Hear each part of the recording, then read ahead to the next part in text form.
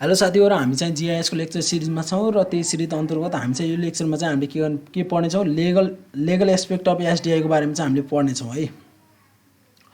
के हो त के छन् त लेगल एस्पेक्ट अफ एसडीआई है।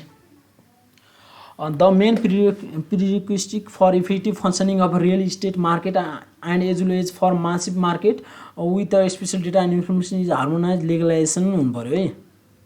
Regulation.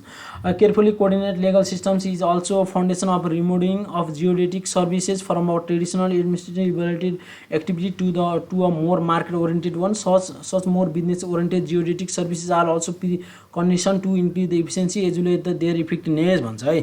The development and information of a described legislation in the country of economic, social and political transition has not been a straightforward process. Additionally, the set of the sub-laws and regulation has been carried out which are crucial for putting into force the whole legal systems and also for the consistent implementation in practice. The massive use of digital cadastral data and other geodetic product puts out copyright issues and consequently exposes the moral and material rights भन्छ है। अब हामी चाहिँ Nepalese कन्टेक्स्टमा हेर्ने हो भने in the Nepalese context, existing Copyright Act 2002 provides the exclusive right to the creators or authors on their creation. Copyright is a legal protection extended to the owners of the right in the original works which they can have created है। Copyright Act 2002 provides the following terms of protection to the author creator of the works है। Economic and moral rights of the creator or author shall be protected throughout the lifetimes and the 50 next year of his death है।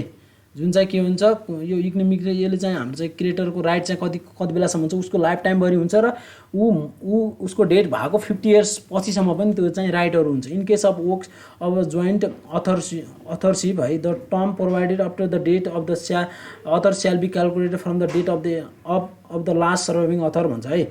And the right shall be protected for the 50 years from the published date in case of the institutional creation भन्छ है। Photographic works and applied arts are protected for 15 years from the year of the preparation of work भन्छ है। The right of the sound recording shall be protected for 50 years from the publication of a sound recording भन्छ। The broadcast of broadcasting organizations shall be protected for 50 years from the year of the commencement of such broadcast भन्छ। The performance of the performance shall be protected for 50 years of year of performance भन्छ है। अब यहाँ चाहिँ एउटा चाहिँ term छ है, what must be done for the effective protection of intellectual property भन्छ। Written agreement with the right owner is necessary for the purpose of the production and reproduction of copyright material है। Promote the use of the original goods and make goods available at the reasonable price है। The use of the proper business and negotiation skills with the complete and detailed contracts for the business भन्छ है। Business transaction between the right owners and users. The right holder and business holder should be maintain ethics as per the agreement or a contract regarding the use of the creation material भन्छ। There must be a clear written agreement between the two parties involving the creation before filing for the registration in the Nepal Copyright Registrar Office भन्छ है। Public access to the geo information भन्छ है।